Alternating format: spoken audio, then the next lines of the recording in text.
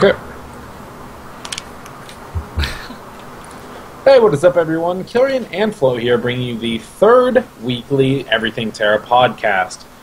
This week, we're going to be talking a lot about the new content that's going to be coming out in probably about 3 months here. It just hit K-Terra, so the new T15 gear, the new new PvP gear, new PvE gear, new dungeons, raids, everything along those lines.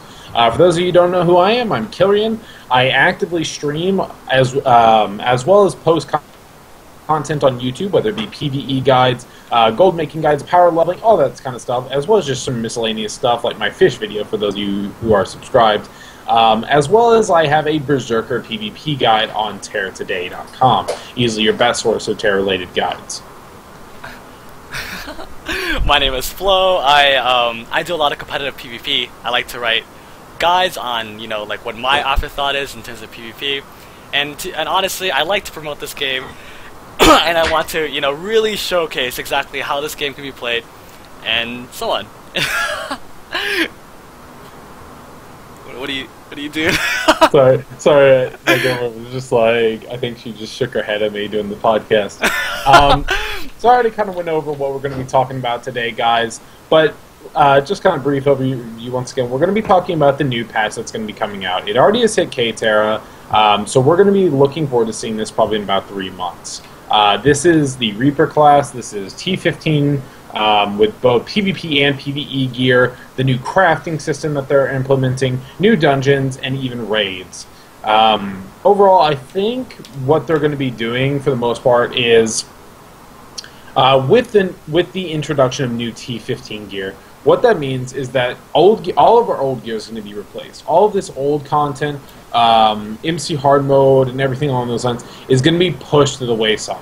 Like, we're all going to have a new kind of set of gear to go for. And for the most part, I like that. I like the idea of replacing old gear with new gear. Of course, that's a very standard MMO thing. Just kind of that typical gear progression. What is your take on the new T15? I like the fact that there's a new gear set to go for, but I dislike the fact that it's kind of taking our old gear and just kind of putting it the same way. Like, like with the whole Vision Maker 3. I understand why there's a third one now. It's just like now we have to go through 1, 2, and then 3. They could have just made something brand new, maybe something fresh, and something just to kind of keep the game a little bit more interesting rather than using the same elements with basically higher modifiers. I think though that having something to work for right now with new PvE is going to give us something to do for a really long time. They plan to put a challenge on the game, and I think that sorry. I think that's that's really what the game needs right now. Is just something. I have a message from Lolly. Reinvigorating it. Like, reinvigorating the game, giving stuff for people to do again, But one thing though about what you're saying is that they're doing it the same way. I mean, I don't think that they're doing that because they're giving us the opportunity. They're calling it Vision Maker 3. Everyone's deeming it Vision Maker 3 when it's not. But it can use Vision Maker.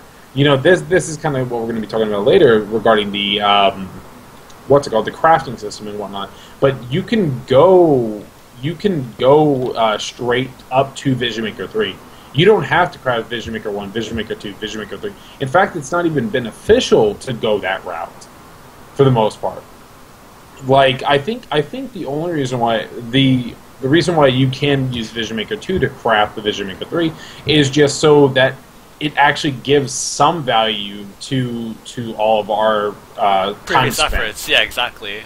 So that's not a bad thing, in my opinion. I just think it's a lot of work. Just kind of the way, I mean, I'm sure they could have. I feel like they have enough ideas to make something brand new, which they do. They right now, what have they done? So far, they've added just kind of different effects onto your gear, the whole Calcix proc on weapons and ice procs on your weapons. Just another lightning proc. It's just kind of reusing a lot of old content, I feel. Have they done that though? Is that what they're actually adding? No, they don't plan to. Okay, that's what they've done in the past. I mean, I think adding more procs to the game isn't the greatest of routes that they could take. Essentially, like I don't agree with doing that. But moving into basically the progression that's going to be happening, let's talk a little bit about the new jewelry that they're going to be doing, and I want to point out the set bonuses. Like the fact that they're introducing set bonuses, I like that a lot. It adds more, because right now you don't really gain anything from being like, oh, I'm gonna make Vision Maker PvE chess piece and then compared to the PvP chess piece. It's such a minor increase. But now instead, if you put your time ingested the PvP gear, you're going to be getting that additional endurance, that additional power, as well as like the new rings and whatnot. The attack modifiers out of this world, on top of the rollable stats being like, or not the rollable, but like the default ruby rings, I think they were. It's like the PvP damage rings, but they have like 14 crit rate on them, as well as like either 14 crit rate or 9 power. I don't know. What is your take on the introduction of like set bonuses being a lot more prominent, as well as like this new jewelry? I think that the set bonuses are great. It means that like people are going to be stronger and tankier at the same time. I think that it just kind of really it puts a lot of meaning into getting your gear. You know what I'm saying? Like you're like, oh, if I get one more piece, I can finish my set and get the bonus. They're adding these little effects that like really add up. Like just so much crit resist is being added up. The earrings, they're giving off like 15, and then like the set bonus giving another 10. Like people are just not gonna get crit as often. They're gonna have more HP. They're gonna be tankier. They've added a new belt, more HP, more damage.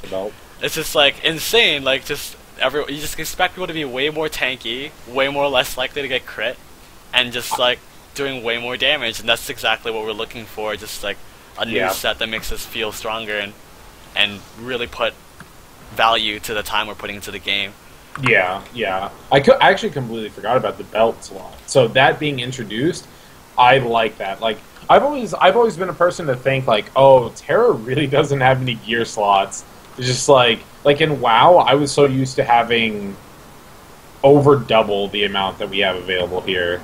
And so I was just always kind of like, damn, like there's not that much gear. So with the introduction of the belt slot, I do like that. Hopefully they kind of tweak it though, to where it's like there are different like feels of belts compared to just like a base stat line. You know what I mean? Yeah. But one thing that we really need to progress into is the fact that with the new gear and whatnot, they're doing the crafting overhaul. I know you've had a little bit of hands-on experience on EVERYTHINGtera with this, which I'm not sure exactly how much you've discovered or anything along those lines. But with the new crafting overhaul, how does that work? The fact that we have limited crafting and whatnot? Okay, what it is they're fusing a lot of the categories together. So right now, our current crafting is we have weaponsmithing, focus crafting. That's like that. They're gonna take that and put it together.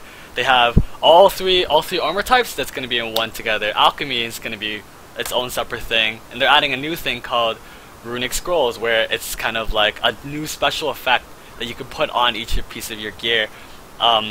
They're doing this thing called the productivity system, and what it is basically you have a base cap of 4,000 points, and what it is you slowly burn these points down through gathering, through crafting your scrolls, through doing your gear, and so it's kind of a way that they designed it so that you don't invest so much into crafting, but at the same time, like it really gives off that feel that you need to be able to craft. Like the crafting system has always been kind of, I guess to say, very dull, in a sense where, oh, you just get 410 and then you craft all your gear. Now it's like when you cap out on each section, you have an opportunity to give it a mastery, and by obtaining that mastery, you can actually go up to 800 instead of 410 and be able to craft the best gear possible. There's gear that you can craft now, and I just feel like it's really putting a stage up. And you can only have one mastery, right? Like you can't say, oh, I'm going to just be a weaponsmith, like, and you'll be able to masterfully craft your weapon, but you're gonna have to find someone, right? No, like, you're no. gonna have What it is they okay. added a scroll that lets you completely reset it, and once you reset it, you can just push it up again to the next. Like basically, you'll max out your weapon crafting, and you're like, all right, I got my weapon. This is cool. You'll have to reset it. Then you have to work towards getting that armor all the way up to 800, and you're limited by the amount of points you have every day. So they don't expect you to just make all your gear in one day. You can't do that. That's one thing that I'm kind of scared of, though, because they introduced that the what was it, point proficiency, whatever the hell they're called. They introduced a thing which resets it or restores your points on the TCAT shop. So I'm kind of scared of what that means. Like, if they bring that over to NA or EU, like, I really hope they don't, because I think forcing that time, like, forcing a time limiter on it is good, in my opinion. Because, like, you can go hard every single day, but then at the same time, you're not going to be, like, in full fucking gear before everyone else in the entire server. Though there are a lot of measures which you can take to, like, speed up the process. Like, I know Espe, a lot of you probably know Espe from Terra Today, posting a lot of, pretty much all of the K-Terra information across the internet, essentially, for Terra. And they posted on their Twitter, actually, saying that we should cap out on our Agnature credits, our Noctinium Society, and I think Belcarium, as well as Killing Spree if you're looking to PvP. So I think that with the new crafting system and whatnot, using all these old credits still, or these old factions, I think that a lot of people are still going to be able to kind of do that. Like, I know from myself, I'm going to be capping out all those credits before the patch hits. But do you think that should be something that, like, the general public should do, or just I feel like it really suits Terra's style. You know, like using everything possible, every piece of content possible for you to progress your gear. I think it's kind of, in a way, it's not very appealing to everyone. And I feel like by capping out, I mean, it does give you the edge. But I really recommend people to kind of take a casual approach to it. There's a lot of work involved in making this gear, and you're not gonna get it in a day. Like, yeah, like, don't burn yourself out. It's gonna kill you if you really want to get this gear. It's such a bigger step than when VM1 first came out, from VM2 just recently coming out. Like, it's a lot of stuff, and you should just really take a slow pace to it, or you're just gonna kill yourself. We don't know that exactly, though. Like this, keep in mind, everyone who's watching, everyone who's listening, this is something that we've seen through basic translation from Espe, a little bit of hands-on from Flow on the K-Terra realm and whatnot. We don't know exactly how hard it's going to be. Like, we don't know. You were saying it takes 888,000 Noctinium Society credits, but I find that to be obscene. And or like a million Nexus credits, and we were like, there's no way. Like, it's so much. There's no way. Yeah. So everything, I think everything's still in the, like, K-Terra is the playground. K-Terra is the beta realms. Well, like, whenever it comes over here, it'll be more refined and whatnot. So, though, I agree.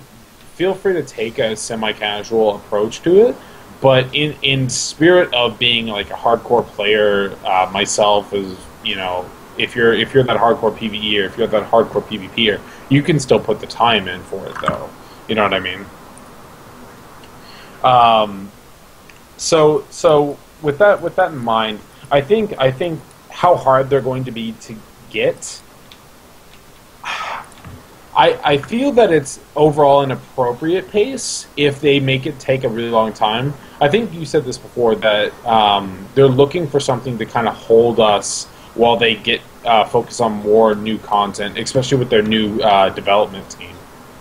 Yeah, like, I feel like there's been sort of leaks of some of the, like, the mobs already. Like, we've seen from when Queen was first released, it was initially, we never even seen Queen. Like, when there was initially data mined, those, like, mutant Kumas in the 7-man, those were actually leaked from way back, and now that we're finally getting into this game, they kind of need that time, you know, like every PvE patch that they've implemented so far has given them time to develop a PvP like arena platform for us to like actually play on. So maybe after we get a big spice of PvE, maybe we'll just get PvP maybe like 6 months down the road or something like that.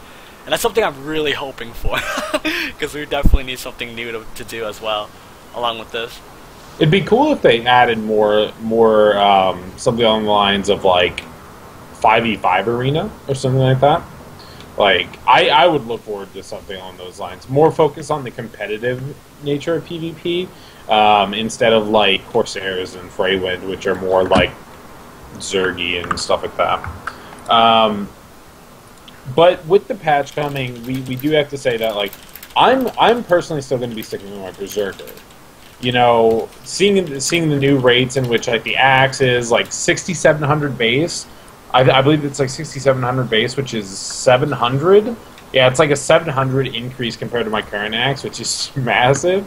On top of just the overall stat rolls, I think it's going to be pretty insane. So I'm looking forward to playing with my Berserker. But I know that you were saying that you might look into Reaper? Honestly, from my perspective, I really want to gear my Slayer.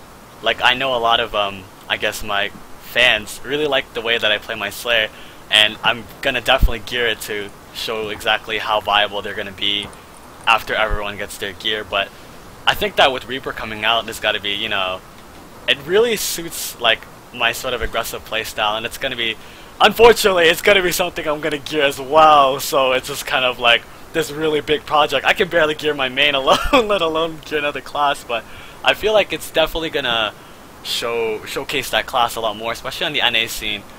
It's something that I'm definitely looking forward to do. But yeah, since you've already have hands-on, I think it'll be kind of unfair, to be honest.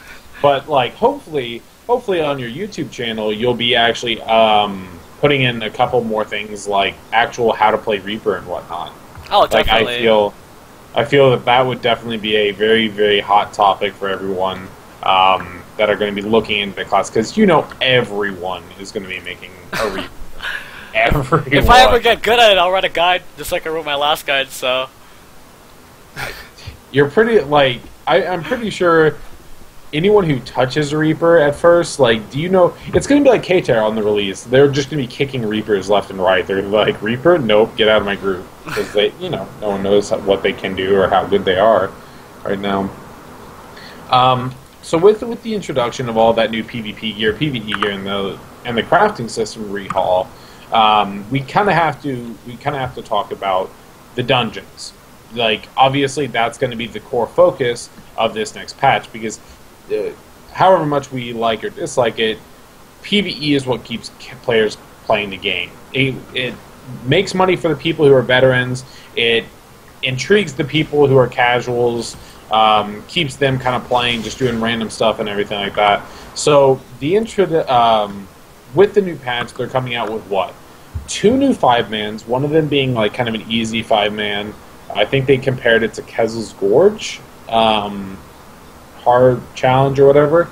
And I know you actually made a video of it, which I'll post in the annotation here, to his new video and what he thinks of it, as well as a new MC hard mode successor. So one of the more challenging, or the most challenging dungeon in the game right now. There's going to be a new version of that, which I'm looking forward to.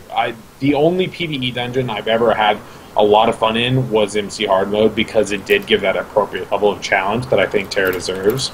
And then they're bringing in a new 7-man, correct? Yes, there's a 7-man. A new 7-man and 10-man. Mm-hmm. And the solo dungeon. So with the introduction of all of these different things, like, I think what they're trying to do is just give everyone a new, like a breath of fresh air with all this new content. And I know you've had some hands-on, like I said, with the solo man and the new 5-man, the easy 5-man. What are your takes on those? Like, how do you feel about them? I like the solo. The solo is fun. It's supposed to be designed so that every class can do it. and they really can, they have, it's 3 stages. The first stage is the defend. You're defending a like a Vulcan kind of boss against all these mobs. There's a second stage where you're supposed to help a Terralith destroy Crystal, and then there's a third stage where you defeat the final boss. And it's supposed to be a dungeon that really rewards you based on how well you can solo it. There's a chance you can skip both the stages and go right to the last boss and just kind of clear it really quickly. Oh. Or you can just, as you're doing each one, it makes the last boss a lot easier. So it's just kind of like really simple, daily kind of thing. It's affected by your entries the same way as the current 357 that we do right now. Okay, so in that, like though, if you're having to protect stuff, like, do you think a priest and mystic and things like that can do it easily? The very first stage is so easy. It's just a matter of killing the mobs. So long as you kill them, the guy's really tanky. He kind of just swings his arm everywhere, and all the mobs knock down. So it's supposed to be designed to be really easy. It's really soloable. That's good. And along with that, the introduction of the new Molten tokens, Molten Token 2 and Seismo Token 2. Essentially, from what I understand, that gear is like slightly better than VM2. Like I've actually looked. I watched a stream not too long ago, Renaissance stream, or Resonance stream, which actually showcased the new, essentially new Steadfast Molten tokens and whatnot, and it actually had like a higher attack modifier than VM2. So that's kind of going back to that idea of completely rehauling the new gear set, making VM2 kind of non-existent. So I don't know if I agree with that fully, but I think for the most part, it'll give access to quality gear for all the newer players as well. So the solo man, the 5-man, the new 7-man, 10-man, all of those drop Molten Token, the Molten Token 2, I believe? Yes, they all drop, like, mats to create the new gear, and they're all supposed to be limited by the amount of entries you have, which I was saying in my video earlier, that you're definitely going to need Elite if you really want to maximize on getting these rewards. It's just like the same way with our current 357. There's not RNG to it as much now, it's more you're getting... Actually, no, I lied. You do get a box every time, and it does drop you a mat that you're going to need to help you progress your crafting. Is that like a new Argon Vitriol, or what is that? It's kind of like a mat that creates another mat. It's just kind of like materials, I feel, that help you boost up your crafting to ensure that you hit the cap so you can make the best gear possible. It's kind of like prerequisites. Did you in your hands-on with the new crafting system? Was it hard? Was it actually hard to level up to 800? I still haven't hit 800 to this day. It's like so much things you have to get because there's new recipes and such, so you have to find those too. It's not like it's okay. Yeah, I like that though. Because it makes crafting not as dull as it was, like you said previously. Mm-hmm. So what are your hopes and expectations of the 7-man, the 10-man, and the new hard mode 5-man? Well, I feel like the 7 should be easy. It should be something puggable, just kind of like how Kezel's Gorge is right now. You go in there, and you defend something, you just kill them, and and you're supposed to get, like, the Kezel's Gorge right now in K-Terra, the 3-man and the 5-man K-Terra, actually rewards you a lot of items. Like, it gives a lot more the items than our hard copy of those dungeons, and it just drops all the accessories you need. And I feel like it should be sort of that rewarding, especially when you're pugging it. It's kind of, you don't know what you're getting yourself into when you're pugging, obviously, so you may as well get rewarded for it. I feel like the 10-man should be definitely a step up from the 10-man that we currently have. The 10-man we have right now, it seems way too easy. It's just kind of like, when we first got the first impression of a 10-man coming, we expected some form of difficulty. Shit to go down. Yeah, exactly. The 10-man release was like normal mode, you know? Exactly. Like, the 10-man was supposed to be the expectation of us after we got Queen, and it was really let down. So they really have to step it up. And if you've seen the stream so far with all the Korean streamers doing the 10-man, you wipe. There's wipe phases, so good luck. It's gonna be fun. Progression is what really keeps for one, it fosters guild environments. In other words, people like really being like, okay, guys, we need to work together and we need to like get on, like not super hardcore to where you got to be like, all right, we're raiding 5 days a week, 6 hours progression every day, but enough to where it's like, all right, guys, like let's sit down, buckle down for 3 or 4 hours, whether it be only the first 2 weeks or whatever. Yeah. But it needs to be that kind of progression to where you can't just like pug it on a whim with like the most retarded of players. You know what I mean? Exactly. Like it needs to. They really need to measure like a set bar of skill that you're gonna need to down these dungeons. Like that's how it's been with the PvE content in the past before this recent patch. This recent patch has like the 3, 5, 7, and 10. It feels very casual, and it doesn't really match with the way with how the game was before. Like back, like as we were saying in the last podcast, back in the day, PvE was difficult. Like you had to learn, you had to really step in, you had to maybe make a group that you can trust and actually get through it. And I feel like it needs that edge back, you know, and that's what makes PvE interesting.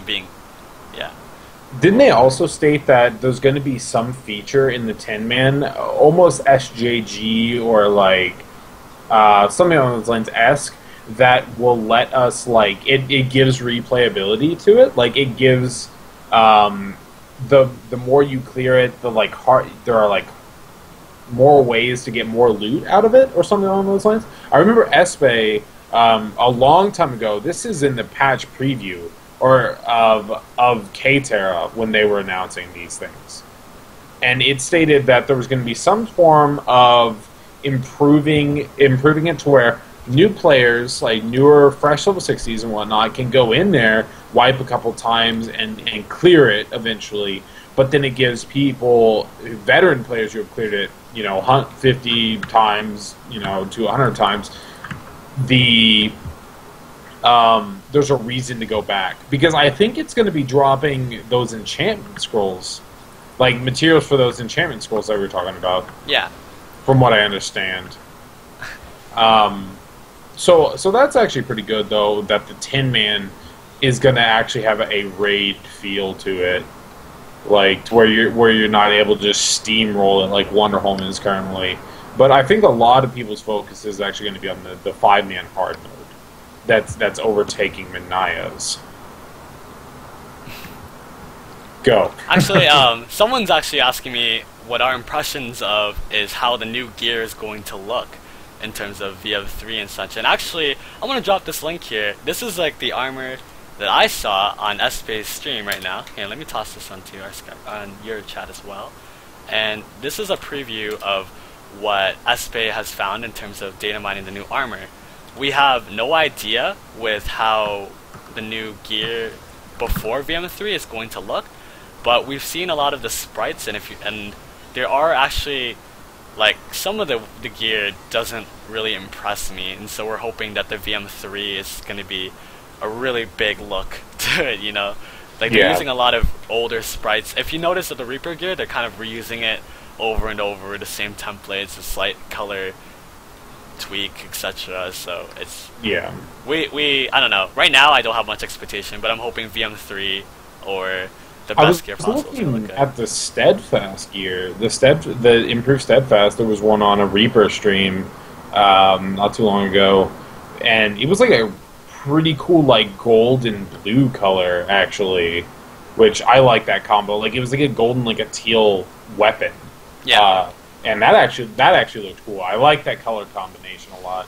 But from the sprites and like the data mine stuff, I have seen a little bit of it. It looks pretty plain, but like you said, hopefully that there'll be like a different feel to it overall. Because you know, if you spend that much time getting gear, you want it to look baller as fuck. Of course, you know that's why we also have costumes. You know, they make it look bad on purpose. To buy costumes. Conspiracy. You heard it here. But yeah, back to the new MC hard mode. Essentially, overall, I really hope that it brings back that feel of 5-man static groups. Some people say they don't like that. But I found it to be one of the one of the most important things whenever I was in a progression, like more hardcore-esque guild, that like statics formed and whatnot, and really just kind of created that kind of content that allowed a guild, or not only just a guild, but a community to look to try and conquer. I don't know. My overall expectation of it is to at least mirror the amount of one-shot mechanics that MC Hard Mode has. I think that's a that's a great thing. Being able to dodge things that you know are gonna like one-shot you no matter what. It feels rewarding. Like, I'm outplaying this dungeon. I'm playing really well, and it just gives that excitement. You know, that hype when I was first down in Queen, it was like, oh dude, danger to the left, danger to the right. Like, am I gonna avoid all this for once? And it's just like every time that you manage to do it, and then you're just working towards it. That's the thing I want to feel. And the way they designed the game now, with res goals being easy, charms being 30 minutes long, like self-reses, like complete crystal blinds, those just help you just keep face tanking, keep going in there, keep trying, and it's just like you're getting less punished for it, and it helps you learn and it helps you have fun, especially. Yeah. It definitely. That's one thing, is I hope a lot more players, that since the surge of the free-to-play and whatnot are coming in, have pretty much come in so far, I really hope that more people are willing to try all of this content, because it felt like in the MC Hard Mode days, so many people were like so caught up with just their basic stuff, like, oh, we gotta clear like AC, Argon Corpus back then. It was like, that was their stuff. But now I feel like all those players should have kind of veteraned up a little bit, and so hopefully we'll see a lot more players actually trying the hard content of the game. You know? Yeah, and this is really going to be a great step for new players that have been like coming into this game so far, that's been playing for a couple months and not really like really getting that traditional feel that the old pay-to-play players used to get. And I think that with new PvE content coming up, it's going to give you that edge, like that whole that excitement of, can I be like the first group to down this stuff, and like, oh man, this looks really tough. And when I was watching like old PvE content getting down, I was like pulling my hair out, like, am I going to be able to do this? This is like, if I can do it, I'm going to get really excited. And it just feels really accomplished in the game, especially. I remember those MCR mode days. My first down, like, your heart's fucking racing, man. Yeah. Like, it's pumping, and you're just like, especially Queen back then, back when you didn't DPS fast enough to where she would like be permanently stuck. It's like when she's under 20%, she's going crazy. Yeah. Or even 8%. The 8% was just insane, especially for berserkers back then. But like, I hope that they bring that back, and I hope that the community recognizes what it is, like, and what it's there for, and not complain. That is one thing that I am scared of, that Bluehole will adhere to, is if enough of the 50 bad, or like people who are like super casual and not willing to even try to progress start complaining on the forums. I really hope that Bluehole sticks to what their original idea of what Terra is, being that real action combat, that challenging game that so many gamers have been looking for, and especially in an MMO. Like, I hope that they don't cater it to people who are like that. Yeah. I get where they're coming from. I get where casuals. I use the word loosely, casuals. Where, like, why they want like easy access content for all, but at the same time, it takes the fun out of the game for those who actually want to like feel that challenge. You know what I mean? But overall, guys, let's see. Up, messed everything up. All right. So we're going to be wrapping it up here, guys. Overall, what we talked about today was pretty much what we expected in the new content, the new T15 gear sets, the new crafting system, the new dungeons, a lot about the new dungeons, and kind of just what we feel, how we feel Terra's progressing, how we feel it's going to evolve, and come into this next patch, which we can probably expect to see. They stated in spring. Tree Shark did state in spring, so I'm assuming late March to mid-April, somewhere around there. Overall, I think it's definitely going to be a patch that's going to bring a new breath to Terra, which is much, much needed at this point in time. And like I said, I'm looking forward to it. Oh, so am I. New PvE, new things to do, new class. What's next?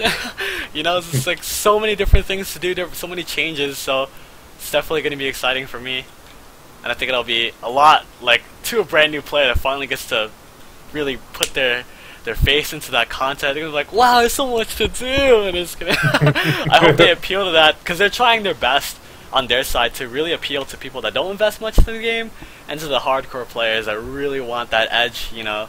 They're trying to find that balance. Yeah, you exactly. know, it's definitely a sweet spot.